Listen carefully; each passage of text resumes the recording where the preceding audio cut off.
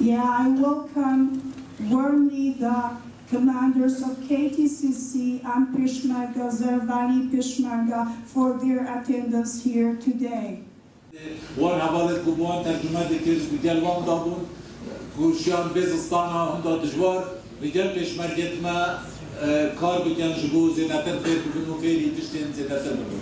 And again, we thank all the nations here in all countries for their hard working, for succeeding the training courses, and also the interpreters and Peshmergas who were working under tough environment conditions, in the cold and in bad weather, so they were real soldiers.